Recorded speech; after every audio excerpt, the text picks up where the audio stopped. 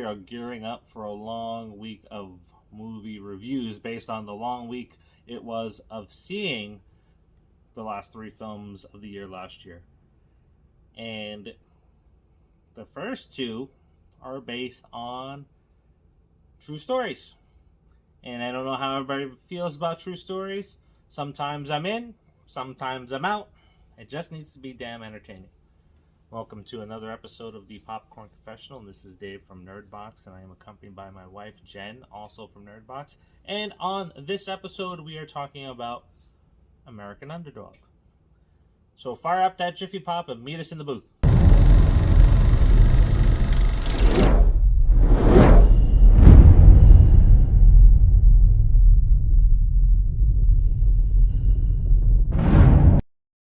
Underdog is the true story of NFL Hall of Famer Kurt Warner's journey and struggle to chase his dream in becoming an NFL quarterback. That's it. That's it. That's your summary. And also, it is the quest for 1,000 subscribers. So please check to see if you are subscribed to the channel by checking to see if that button says subscribed. And if it does, then please share our videos and share our channel to help us get to that magic number of 1,000 subscribers, where you can be entered into the contest to win some money for helping us do that. And by you helping us out, that helps us focus more spotlight on the independent artists and directors and stuntmen and comic book artists that we have on our Donna Jean's Coffee House of Horror. It helps us expand how we film 5 things and how we interact with different YouTubers and local celebrities and so forth. And it gives us an opportunity to maybe expand some of the content on our channel, like Popcorn Theory. Yeah. If you like Scream and you think you know who the Ghostface Killer is, go check out our Popcorn Theory, where we give you facts for 3 possible killers. And they are damn good facts. One person said his mind was blown after he watched it. And I mean, also we get to 1,000, and it does bring in, some monetary incentive, which can also help us move some of our stuff out of living rooms and on the road. Yes. Road show. Anyway, this film here, if you like football, then you're going to like this film. It is based on Kurt Warner, where you may know him from the St. Louis Rams, and it basically follows his dream as a child to become a quarterback in the NFL, and we see him in college and how he gets from college to the NFL. Yeah.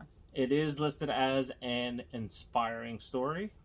I can say maybe along the lines. No epic speeches like we've seen in other true stories that were inspirational. And there's one Will Smith movie, not King Richard, where he's a father and he's a salesman. And The Pursuit of Happiness. Yes. So that's an inspirational story as well, based on true life. And man, the speech that Will Smith delivers in that movie, you could just listen to that speech and it's like, oh, I'm fired up. None of that really here. No, but I don't think that it's always needed. I think that kind of just his story in general just told you the type of person he was and how far he was willing to go to get to his dreams, to get, to accomplish what he set out to accomplish. Yeah, and he honestly looks like, even in real life, when you see him on TV and hear him in interviews, he seems like a generally nice guy that deserves probably what he got. And Kurt Warner in this is played by Zachary Levi. Yeah. For some reason, I just don't like him. I don't know what it is. It's something about his face. It's a little, oh my God. It's a little awkward with his body. It just doesn't mesh well for me. I don't know. Oh boy. He's a good-looking guy, I guess, if you're into that sort of thing. But I don't know. Just good-looking guys? Yes, he's a good-looking guy. Like in Shazam, he's just very distracting. Did you ever think that maybe someone thinks your head doesn't fit with your body? I mean, I'm sure come on now. Especially when people buy me smaller hats than... Oh, well, it's not my fault that your head is not normal size. Just saying. His future wife normal head? Big head. Played by Anna Paquin. And she was a little underwhelming in this film, I think. I didn't hear any Sookie voice. I always look when I see her on films like, oh, am I gonna hear the Sookie Stackhouse twang come out? No, not really. Honestly, Anna Paquin is always kind of underwhelming for me. She's the one I don't like. I just, oh, she annoyed me as Sookie, and yeah, she just tends to annoy me. And I don't know, maybe it was also because I saw too much of her naked body in True Blood. I didn't need to see that. It's whatever. She just annoys me. Her voice annoys me. I don't know. I thought her voice is pretty cool. Nah. Just didn't get to hear it in this. No, her voice annoys me. Now, there is 2 football movies out. So there's National Champions and then there's American Underdogs. Me, personally, I thought National Champions, better cast, better acting. But this movie I most likely would watch again. Yeah, I think, you know, and it's like he was saying, when they actually show the real Kurt and Brenda Warner, who are still married to this day, you know, they went into a relationship. She was already a single mom of 2 kids, and her older child, her son, blind due to an accident. Her ex-husband dropped him on his head in the bathtub, and he had brain damage, and they didn't know if he'd make it. And when Kurt met him for the first time, he just let this kid walk him around the house, and he laid on the bathroom floor with him and talked about black trucks, and he just seems like he's a genuinely good guy. And like I said, they're still married to this day. They now have lots of kids. Yeah, 7 biological children, and then I think they adopted some. So they have their own starting lineup on offense. They do. That was probably the plan. Now, this film, like most biopics, has issues in the storytelling because towards the end, there's a lot of stuff that's just kind of crammed in a 2-week period, and you kind of question, it's like, wait a minute, wow, a lot of shit just happened in this first week in between 2 games, and it's like, what the hell is going on? Nobody has that horrendous. So I did some research on it, and it actually spans over 2 years that they just had to cram in there. The movie probably, well, how long was it? It was over 2 hours, so I'm guessing that's why. I mean, because otherwise you're going to turn this into like a 4-hour film, which I think it could have been had they really tried to keep to a timeline that was more similar.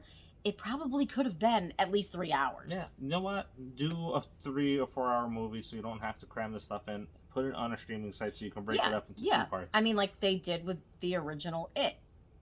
They broke that up into 2 miniseries.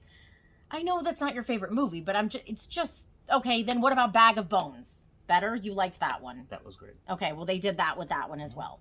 They broke that into 2 separate miniseries on TV. I mean, it wasn't a streaming platform at that point, but on TV, and they did 2 2-hour, like, miniseries. Oh, they don't do miniseries anymore on TV. Remember, they used to do that back in the day a lot. I miss those. Yeah, they probably could have benefited by doing that on TV, especially during playoff time. Come on. Really? Right? I know. You know what I also miss? My ABC after-school specials. All right. I'm going off track here. What do you rate this one? So, I'd watch it again if it was on TV. I think if it came on TV and I was not motivated enough to change the channel and search through Netflix and Prime Video for half an hour to find nothing, I may leave this on. So I would say yes, I would probably watch it again. It's not as... Yeah, I wouldn't, like, seek it out. Like, I wouldn't go looking for it to watch again. But if it was on, I might just leave it on. Decent inspirational story. There are better ones out there. Jeez, just go watch King Richard. I mean, that was head and shoulders above this one. It is a good football movie, but it's not as well acted as National Champions. But I would watch this movie before I would watch the other one, even though the other one had better acting and a stronger story. It's just that the other one was really a one and done. This one I can actually tolerate and watch again. Yeah, well, the other one also was a football movie with no football. So I don't care about that part. It's just, let me break it down for you, right? Don't make a movie about student athletes who are struggling that the outcome is... that they're still struggling. Really? I know. Let's shine a spotlight on student athletes struggling so we can make a profit off of them not making a profit. Yep. Anyway, I'm done talking about this topic. Okay. Anyway, before he gets even more heated up, don't forget to like and subscribe and share. Yes. Also, click that notification bell if you want this to stay in your feed and see when our next reviews are coming out and our other shows. So until the next, see ya.